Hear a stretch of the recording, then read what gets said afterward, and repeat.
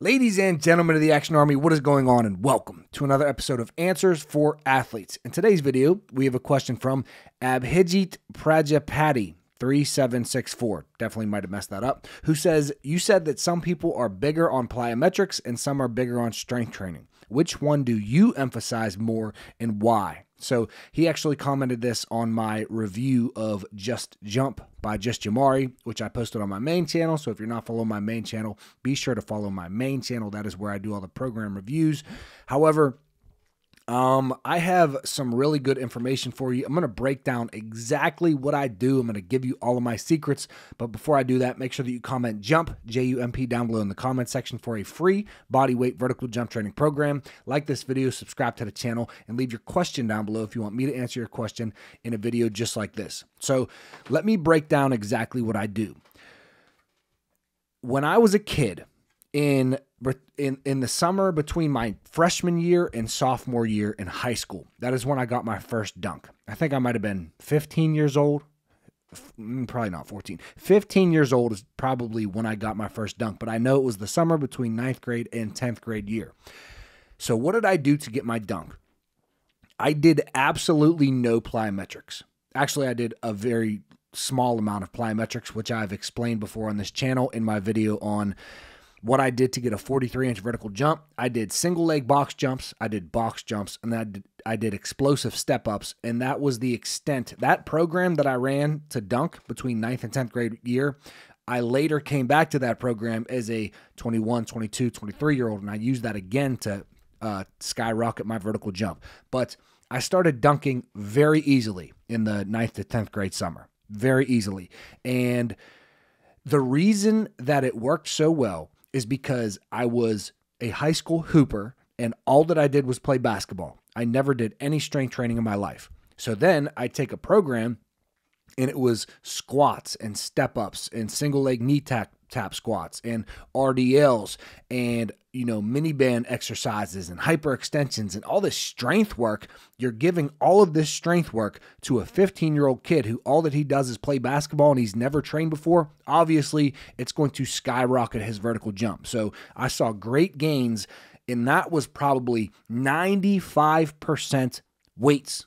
95% strength training compared to plyometrics. There was hardly any plyos in it, and the plyos that were in it it was contrast training. So I would go do a strength movement, and then I would rest 30 to 60 seconds. Actually, I wouldn't rest 30 to 60 seconds. I would just go straight into my plyo, but I do suggest that you rest 30 to 60 seconds if you are going to do contrast training. But I would do my strength movement, and then the only plyos that I did were after a strength movement. But 95% strength, 5% plyos, that worked really well because I was a basketball player who did a bunch of low-level unorganized plyometrics and never did any strength training before in my life. Now, if you look at guys like Plyometrics or Just Jamari, so Just Jamari's program that I just reviewed was about 80% plyos and 20% strength. So the 20% strength that he gave you was a squat, a hinge, and a calf raises. A calf raise. So those are the big three for strength training. You got to have a squat, you got to have a hinge, and you got to have a calf raise. Side note, I already explained this, but I did absolutely zero calf raises in that program. So the 95% strength actually didn't even include calf raises, which probably would have got me more gains. But if you look at guys like Plyometrics, Just Jamari, Plyometrics says that he transformed his vertical jump when he started doing plyometrics. And if you ask a lot of people, that is what a lot of people do, right? So they start doing plyos and their vert takes off. I started doing strength and my vert took off. So it really depends on where you are in your journey and what you have done up until that point. Your training history plays a big role. That's why with my customized coaching, when people sign up for my coaching, I'm super big. Like, I need to know everything about you. I need to know everything about your training history so that I can then I can program the best workouts for you to take your vert to the next level. The next point that I have on here is that I have two different programs for this reason. I have Beyond the Rim Project Plyo, which is pretty much all plyos. I would say that program is 95% plyos, 5% strength, maybe 90-10. And then I have Beyond the Rim Strong and Bouncy. that is essentially like the program that I went through as a 15-year-old kid. So it's about 90 to 95% strength and 5% plyos. So what should you do? And I actually have some more good information that I'm going to give you about what you can do in different phases and how the strength to plyometric ratio is going to change depending on what phase that you are in your programming. If you do periodization, not everybody needs periodization. Talked about that a lot before as well. But what was I about to say? Damn. And I'm really not trying to edit this video, bro. I completely lost my train of thought, and I've been sitting here for 5 minutes. But I think what I was going to say was that you need to assess your strengths and your weaknesses, right? And you need to bring up your weaknesses. The weakest link in the chain, if you start to bring that up, chances are you will start to jump a little bit higher. This is not to say that you neglect your strengths, right? For me, I'm a 2-foot power jumper. I am not a single leg speed jumper. I never have been. I probably never will be. You know, I can't now. I'll be completely honest with you, but I cannot dunk off of one leg right now because I got fat. So, but I've been able to dunk off one leg essentially my entire life since I started dunking, but 2-foot jumping has always been my strength. I'm not saying neglect your strength. What I'm saying is you need to look at your previous training history. Sometimes it's obvious, sometimes it's not. If you've been a basketball player and you've never done strength training like me as a 15-year-old, that is very obvious. You need to add in what you have not got before, what you haven't done a lot of. My weakness was strength. I brought that up, and then I was dunking everything. If you do a lot of strength training and you haven't done a lot of plyos, chances are that is your weakness, and you bring that up, you start to build elasticity, tendon stiffness, and you will increase your vertical jump. So you have to assess your weaknesses. Sometimes it could be easy to find, sometimes it's not easy to find, but a good thing to do is just go 50-50. Do half plyos and half strength. Bring them both up. Bring them all up. Choose the most important exercises: sprints, hops, max approach touches, jumps, bounds, skips. Do those depth jumps, drop jumps, broad jumps. Do those for your plyos. Bring all of those up. Measure, improve, and then also bring up your squat, your hinge, your calf raise, all of the other strength exercises that you're going to do. I think that's what I was going to say, but I really did lose my train of thought there, and I couldn't get it back, and I hate when I do that. You ever get into a conversation and you have something to say, but you're trying to be an active listener, and by the time it's something to say, you don't even remember what you're going to say, or you start to tell a story and you don't even know why you were telling a story in the first place? Hate when I do that. Anyways, you don't have to do this. It is possible, what I'm about to say.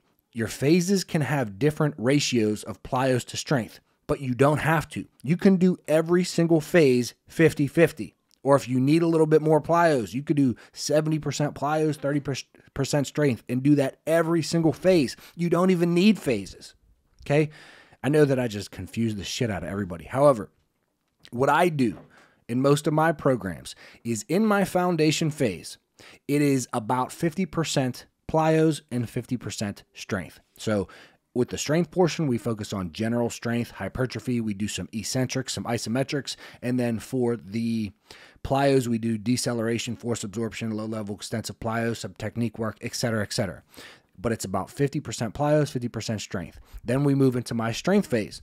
In my strength phase, it's about 60% strength, 40% plyos. So when I say strength phase, it doesn't mean that it's just all strength. You never want to neglect plyos. You want to always be bringing up your plyos and your strength. That's the two main components to jumping. You always want to bring both up, even when you're in a specific phase that is meant to, target elasticity, tendon stiffness. You always want to be bringing both up. So in my strength phase, it's about 60% strength, 40% plyos. It might even be, 50-50.